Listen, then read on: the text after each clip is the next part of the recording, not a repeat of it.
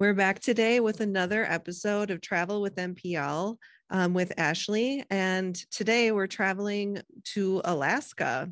Today, our guest is Andrea Bendlin, who has graciously offered to share her experiences living in Alaska for a time. We also want to take this time to thank Wisconsin Humanities, who were a large part of helping us make this happen and receiving a grant from them. So thank you again to Wisconsin Humanities for your support of this project.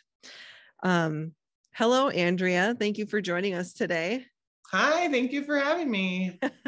This podcast is going to be a little bit different from the ones we've done in the past because you've actually lived in Alaska. That's right. I have. So Okay. yeah, I was there. I spent all of last summer working in Southeast Alaska. I was there from the beginning of May until the beginning of October. Okay. And what were you doing there? What was your job? So my background is research on whales and dolphins. Oh, that's so cool. I grew up in Milton. That wasn't my original plan. I went to high school in Milton. I went to college at Madison, and then originally moved out to Hawaii. And that's still what I consider home, to specifically study humpback whales.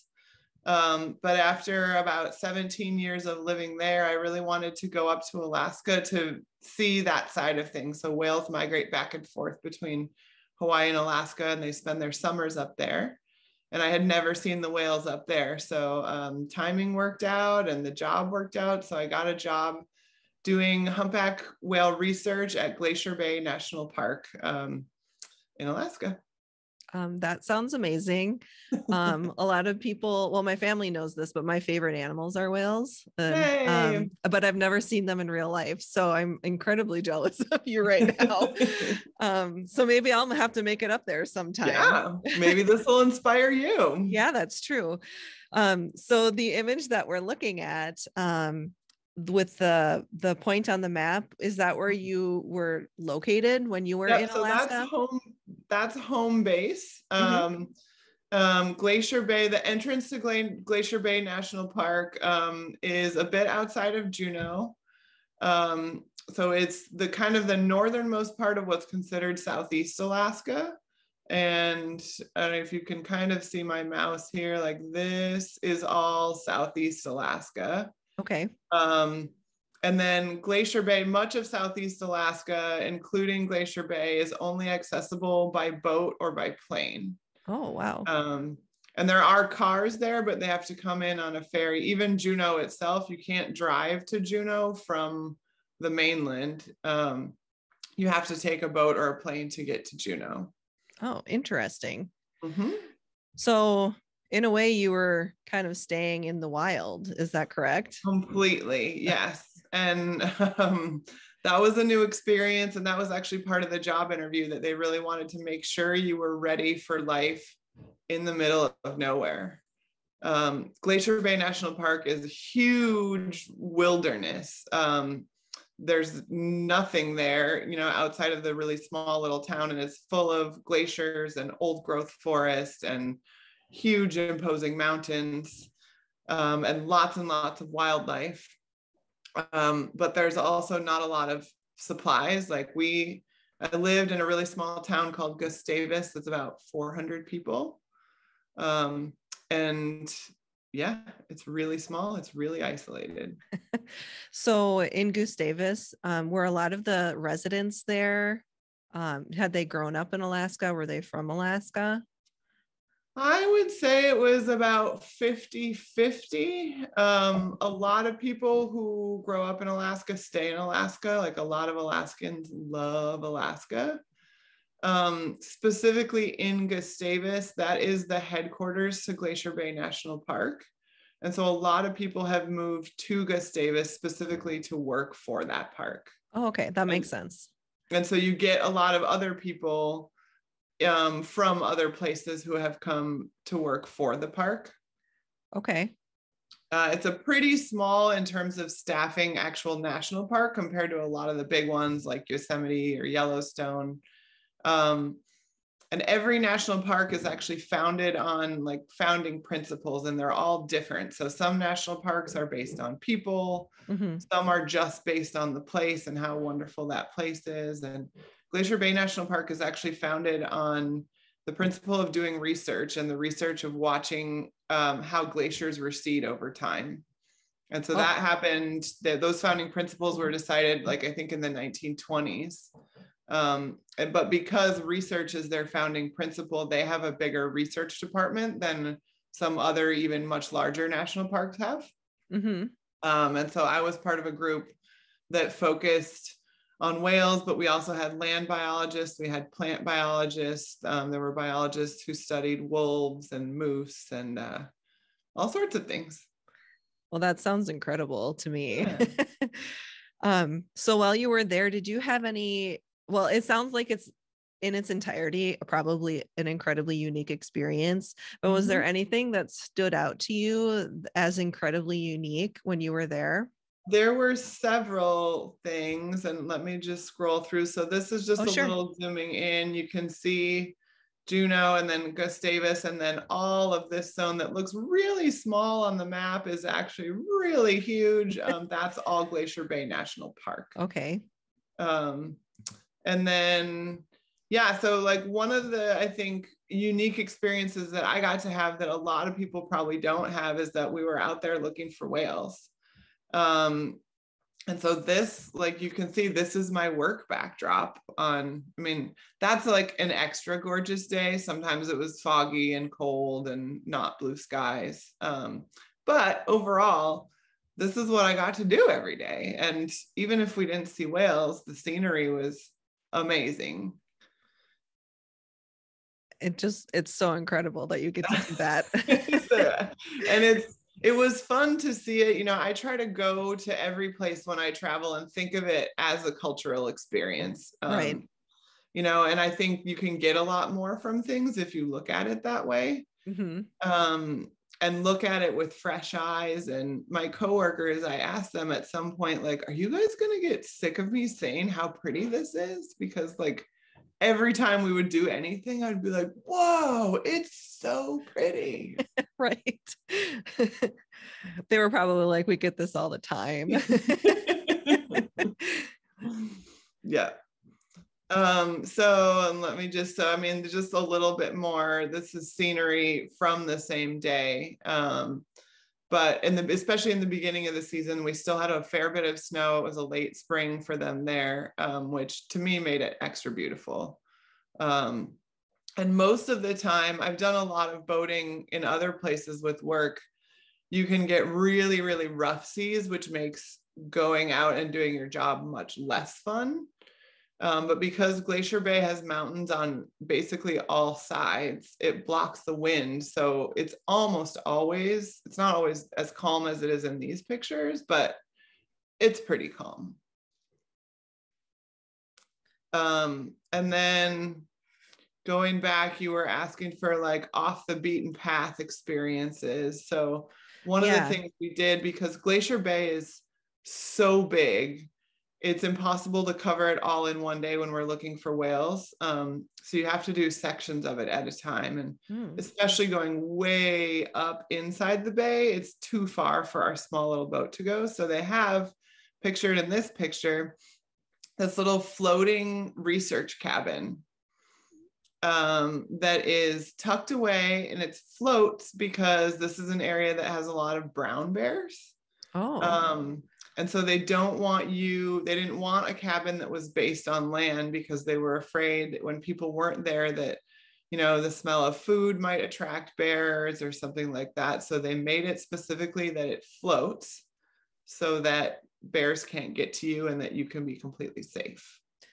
And so that's there for you to rest overnight if you need to, and then continue your research the next day. Correct. And so they have it's built specifically for the research group. Like the general public isn't allowed to use it. It's set up, so that's a little bit of a closer view. It's really small. It's like 10 feet by 10 feet on the inside. What a cool experience though to have. Amazing, right? Yeah, really. And so it's got the 2 bunk beds, it's got a table to work at, and then there's a full little stove and kitchen, and I mean, it's exactly what you need to be able to crash for the night. Yeah. And that was like one of the complete highlights of my whole 5 months there, was being able to go up there. I mean, you can see in the background too, just what a beautiful view Right. it has. And so being able to stay there for the night was unforgettable. I mean, I would pay to stay there for Right. sure. When I Yeah. showed it to my parents, they were like, can we rent that? Like, Right. that would be good money. Yeah, totally. That's just incredible. Were you able, this is maybe off topic, but were you able while you were staying out there or in these remote areas to see the Northern Lights at all?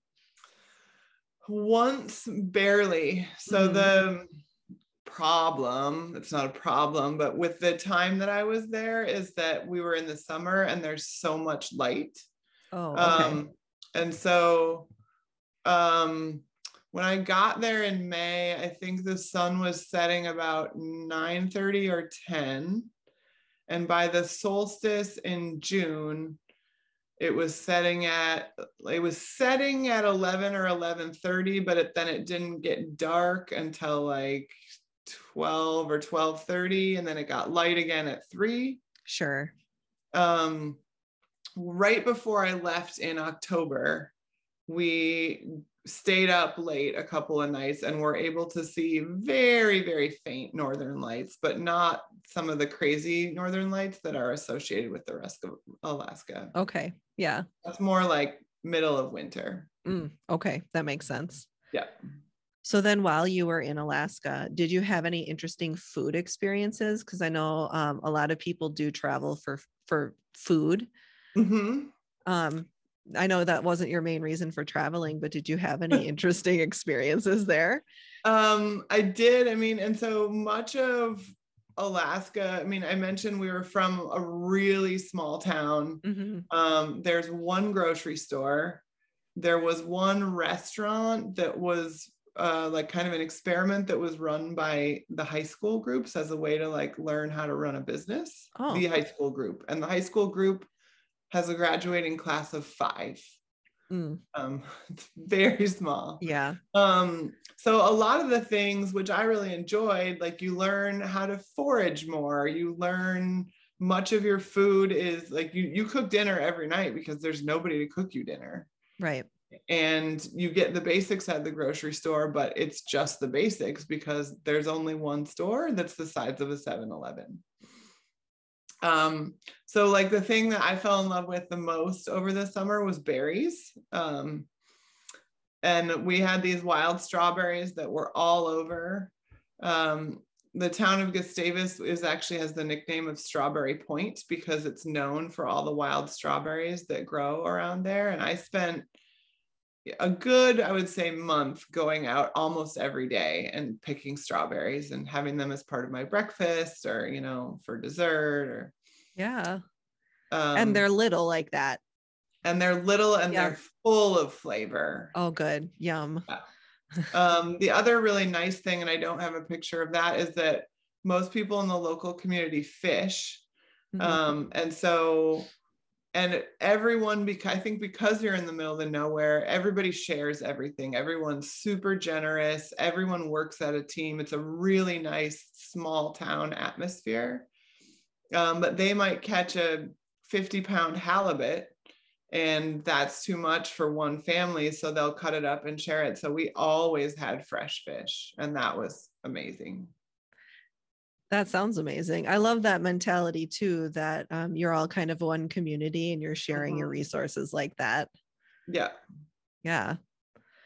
So are there any other interesting experiences that you might want to share or that you have pictures of? So like favorite parts of being there, and I wasn't quite expecting, was the wildlife. Okay. You know, I grew up spending lots of time in nature, and much of my life based on my career is spending lots of time in nature. But we had like resident porcupines that were so cute. And so especially in the fall, they start to get busier and busier. And so I would go for a walk. Again, it's really small. There's not a lot of places to go, but I would go for a walk and every day see a porcupine along the side of the road, things like that. There were also bear and moose. Oh, the moose are adorable. So that the moose is a mama moose. You can see she's got a red collar on. The state actually came through a couple of years before that, and those are tracking collars. They're trying to monitor the moose populations, and they don't hurt the moose at all, but it has a GPS so they know where she is. And when the battery is going to die, that collar will just fall off. Oh, interesting. And so, but it was a fun way for us because she was definitely our neighborhood moose. And we know from the collar that was Moose 50. We'd see her. This is actually in the parking lot of our apartment complex. Oh, I love that. And she had a baby pretty early on in the season. Moose are known for being really protective of their babies. Like they could trample somebody. And I think because she spends most of her time in the national park, she's used to visitors around. I mean, you couldn't get close to her. I would never, ever recommend that to anyone, but she was really mellow compared to what a lot of other moose can be. And it looks like you had some bear visitors as well. Bears were also around, potentially all the time. Where they moved, it depended on what was going on in the season, because the time of year that a bear is awake, a bear just basically wants to eat. It's building up all of its fat for its hibernation. And so early in the season, we would see them in the woods. This is pretty early in the season on a hillside, scavenging for berries, scavenging for dandelions. And then as the season progresses, they tend to move closer to rivers and streams because that's when the salmon show up. Oh, sure. And they spend the rest of the time eating salmon in streams. What a life. Can you imagine? Just catching salmon. I was telling you earlier that, one of my favorite parts was picking berries. There was a hill right outside our apartment that was covered in wild strawberries. And one morning I came out and there was a bear eating my strawberries. And I'm sure that bear thought that I was eating its strawberries. Probably. But I didn't pick no berries that day. No. Was there anything that you were expecting to experience when you went to Alaska that was maybe that ended up being different or maybe overrated? So like one of my biggest disappointments was the cost of food. So like this picture is from my very first day there. This is actually, the sign says that it's a large watermelon for $18. This is actually one of those small mini watermelons for $18. Okay. And I think my biggest struggle as part of this whole trip was food in general. I mentioned that there's only one store. Things are hard to get. It takes a while for them to get there. Much of our produce, by the time it would actually arrive at the store, was already half rotten. Oh no. And so I tend to eat a lot of fresh fruits and vegetables, and that was just a really frustrating thing.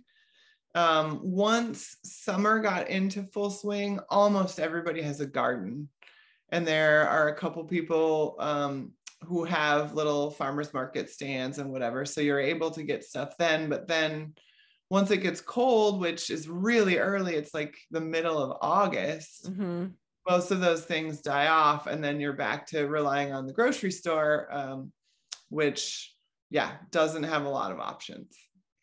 I wonder if a lot of people who have those gardens also like prepare their foods like with canning and things like that. Absolutely. Okay. Yeah. And it was one of the things that was really nice is that I became pretty close with my coworkers and house sat for them while they would go on trips. And my parents visited, and we actually got to stay in one of their houses while they were gone. And so all of us really got to see like how they live and things that you might not think about like that. You know, there's whole shelves and pantries that are just things that are canned. Mm-hmm. They're like, everybody has a huge chest freezer. Yeah. To be able to like save as much as stuff you've grown yourself, just to have more options, especially because you're not off the grid, but like it's harder to get supplies in such an isolated place. Right. That makes sense. Yeah. So I'm guessing I know the answer to this question, but you would probably recommend people to visit that area. Of course. So this is further up inside of Glacier Bay. My parents came to visit for about a week, and they spent time both in Juneau. I met them in Juneau. My sister came to visit as well in Juneau, and then came to Glacier Bay to see all of that. And you can do a boat trip up inside. They have a daily boat trip for tourists that comes up inside Glacier Bay to specifically see glaciers. Okay. And that's amazing. I mean, there are lots of places in Alaska that you can see glaciers, but there are a couple within Glacier Bay that are what are called tidewater glaciers, where the water comes directly up to the glacier and you can actually see the glacier, crack off and while you're watching sometimes. And so that's definitely amazing. The scenery, the people are something too, that like people in Alaska are lovely, and the combination of the scenery, the wildlife, the people, absolutely. I'm sad that I had waited as long as I had to go visit because it was so wonderful. Oh, I'm so glad you had that experience then. Yeah. Is there, for people like me who love whales, is there a time that you would recommend to visit if you wanted to possibly see them? Summer is the best time. July is usually peak season in Glacier Bay. It can change a little bit depending on where you are in Alaska. But yeah, July and August would probably be the best time if you want to see whales. And that's usually kind of peak summer. Summer is really short. It's like the middle of June to the little first week or two in August, and then fall already starts. Right. That's when you're most likely to have the best weather. Southeast Alaska is known for lots and lots of rain. And so once you get more into fall, you tend to get a lot more rain too. Okay. Yeah. So are there any like secret tips you would give people for traveling to Alaska? So one thing that I did, and not everyone has the time or the money, but I actually took a ferry. So I left from Bellingham, Washington. Oh, okay. And I took a ferry that took 3 days to get to Juneau. And that ferry did the whole inside passage. So you go through British Columbia and you go through parts of Alaska. In these tiny, I mean, you can see in the picture on the right, like that's a pretty narrow waterway. That was it. But it allows you to kind of get there a little bit slower and sightsee along the way. Right. And again, not everyone has that much time, but I really appreciated that. And they call it kind of like the poor man's cruise. You don't get off in a lot of places. We had 2 port stops, and when I was there, it was still the height of COVID. So they weren't normally in the port stops. You can get off and wander around the town for 2 or 3 hours. They weren't allowing people to do that at that time. But if I could go back and do it again, or next time I go up, I would try to take the ferry again, because I really loved the ferry experience as part of it. That's a really good idea for people who maybe have the extra time. And you can, some people, so you have to get a ticket, and your ticket gets you passage on the ferry. And then if you want to camp, that's free. So they have rooms that have lots of windows in them. That's just a metal floor, but a lot of people will set up tents and just camp for the whole 3 days. Interesting. I did not want to do that. So you can also rent either really basic cabins that have a bed in them. Did I put a picture? I did. So you can see off the picture on the right, like that's what my cabin looked like. Super simple bed, but it was a bed and it was a quiet place, and it wasn't, putting a tent up with something else. And so for me, that was worth the extra money to be able, and then you can rent cabins that are a little bit nicer that have their own bathrooms. Okay.